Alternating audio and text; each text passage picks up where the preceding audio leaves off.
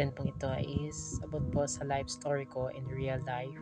So share ko lang po sa inyo. Alam ko naman di po ako sikat, pero share ko po to sa mga followers ko at viewers and sharers and ang ating mga reactors, commenters, and beloved followers. Ayun guys. So let's start. Ako nga pala po si Kenneth Sigora. I'm 24 years old and single. And wala na po akong mama at papa. And then yung mama ko po is nakasumakipilang buhay na. And then nandito na lang po ako nakatira sa aking lola dito sa Negros Occidental. At sa kasalukuyang nag-aaral pa rin po tayo kahit 24 na to tayo guys. Hindi po madali mag-aral guys nang walang mga magulang. So habang may mga mama po tayo, may mga papa at mama na nagsusuporta sa atin, ati, kuya, or ano ba sino man yung nagsusuporta sa atin, i-career po natin ang kanilang mga sugal sa atin para sa pag-aaral natin guys. Dahil importante po ang pag-aaral sa ating mga kabataan. Ako guys, gustong gusto kong mag-aral. Kita mo nga, pinag-aral ko yung sarili ko as a grade 11 student ngayon. Kahit medyo malayo na po yung grades ko sa edad ko. Sana dapat may work na ako ngayon. Pero I stopped at studying because of my asthma. And then ayan, so maliban na yun doon. Sa mga kabataan kasi ngayon guys, grabe, sobrang hindi naman kasi lahat, diba? Pero meron talagang kabataan ngayon na kinakareer nila yung pag-aaral para lang sa kanilang pamilya. Pero meron din na mga kabataan na ayun, yes, supported sila ng kanilang mga pamilya, pero hindi nila iniisip yung future nila. Guys, nakapakamahal ng bilihin ngayon. Kailangan natin maging wise. At nating magiging positive sa mga araw-araw na gawain natin guys. Tayong mga kabataan ang pag-asa ng bayan, pero parang tayo ata ang magsisira ng bayan. Totoo yun guys, dahil yung ibang kabataan guys maaga pang nabubuntis. Oo. Pero itong share na to sa inyo guys, awareness po to sa lahat ng kabataan na meron pang mga magulang. Dahil hindi ko na feel yun guys, hindi ko na feel yung feeling na pag nag-graduate ka, nandyan yung mama mo na proud, yes, yung anak ko nandyan sa stage, graduate na siya ng grade 10, graduate na siya ng college. Hindi ko na feel yun guys, hindi ko na naranasan yun. Ilang beses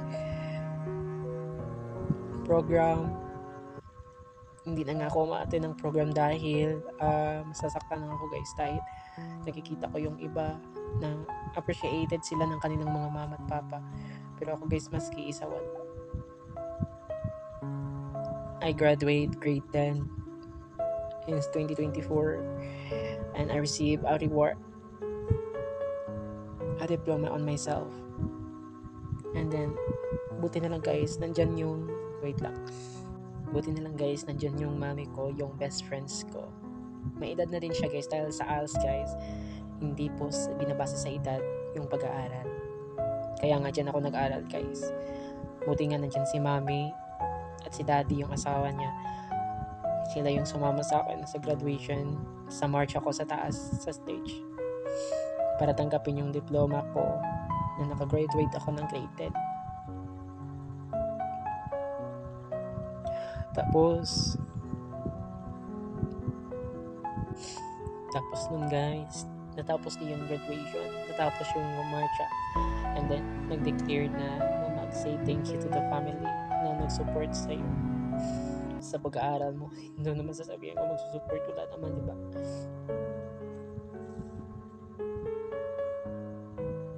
Wala.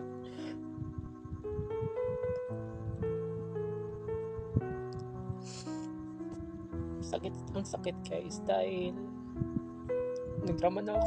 Sorry. Sabi kasi mag-take pictures with your family and say thank you. Sino naman lalapitan ko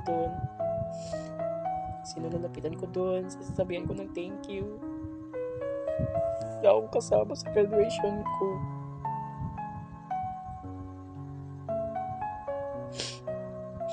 Maski isa guys, wala. Ako lang mag-isa doon. And then, tinawagan ko yung tita ko sa Maynila kasi sila yung tumatawag sa akin every time I have needs. Doon ako nag-thank you online.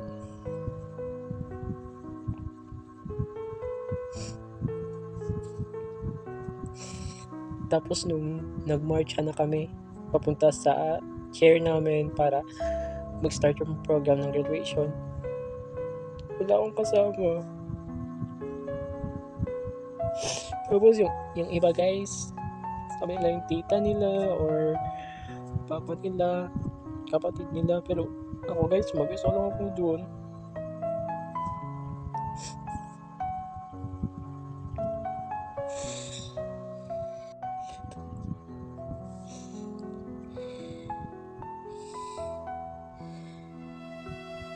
Pero okay lang dahil naraos ko naman din yung graduation na yun.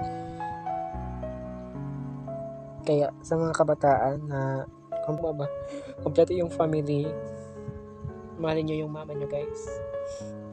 Yung kasi naranasan na mahalin ko yung mama ko dahil maliit pa ako, wala na si mama. Siguro kung buhay lang si mama, proud na proud siya sa akin kahit ganito ako, kahit bisexual. Siguro ko parang tropa na lang yung mama ko kasi nga mataas pa ako to.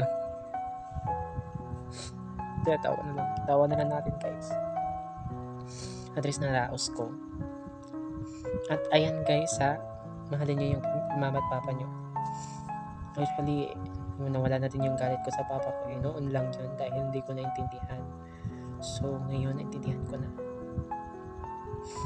Kaya ayan, thank you so much ma.